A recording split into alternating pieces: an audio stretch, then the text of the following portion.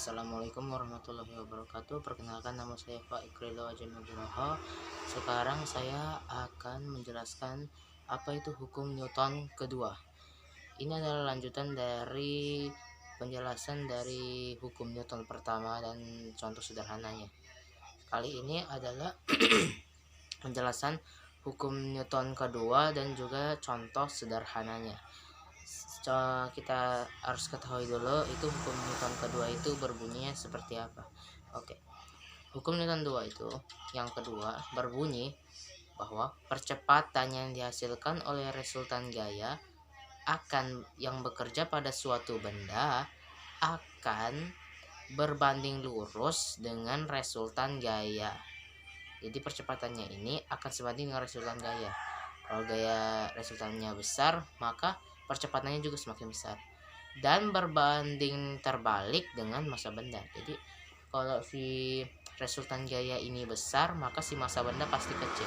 Kalau resultan gaya kecil dan juga percepatan itu kecil tadi kan sama-sama, itu akan jadi masanya akan jadi lebih besar karena berbalik atau terbalik, berlawanan lah. Kalau ini besar, kalau gaya resultan besar, ini kecil.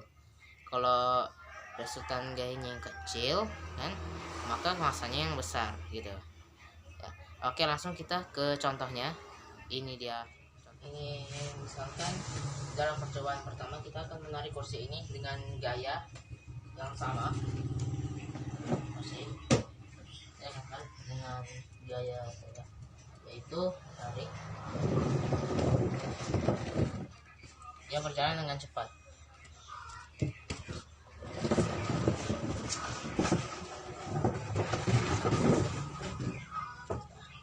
Itu bisa dikatakan resultan gayanya itu besar karena itu kan gaya resultannya besar. Jadi kecepatannya juga atau percepatannya juga semakin cepat karena selurus dengan resultan gaya.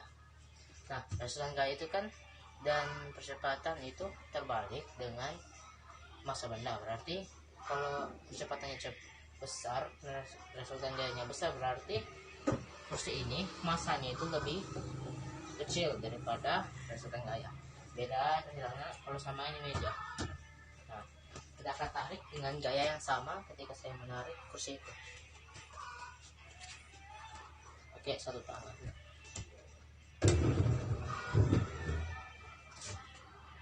Lihat, lebih lambat daripada saya menarik yang ini. Lebih cepat. Saya menarik yang ini lebih lambat.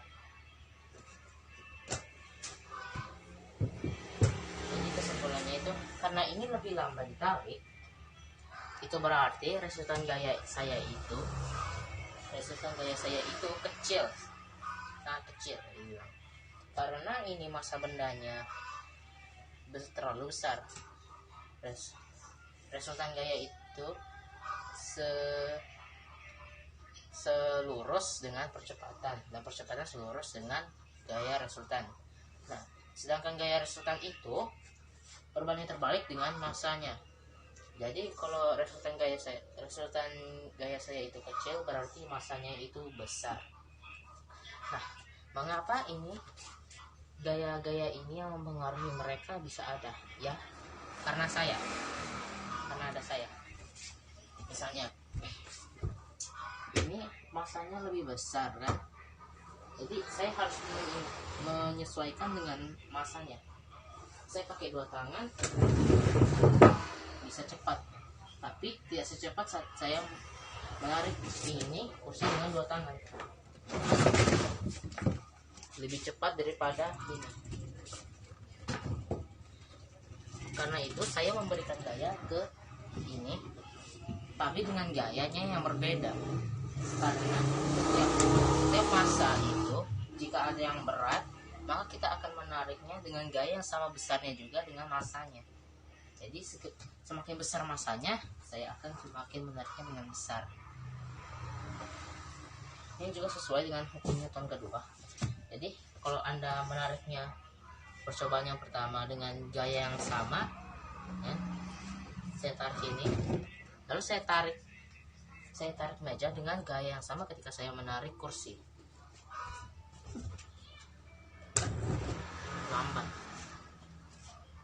Lambat, sangat lambat.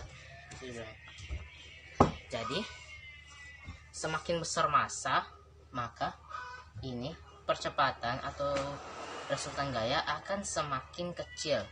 Tapi ketika resultan gaya besar dan juga percepatannya besar, berarti massanya ini lebih kecil. Nah, ya seperti itu penjelasan tentang contoh hukum Newton kedua. Maaf jika ada yang salah, misalnya ada seperti penjelasan contoh sederhana tadi yang salah bilang atau salah tentang cara kerjanya itu. Maaf ya jika ada kesalahan, mohon maaf, sekali lagi mohon maaf. Dan sekian dari saya. Wassalamualaikum warahmatullahi wabarakatuh.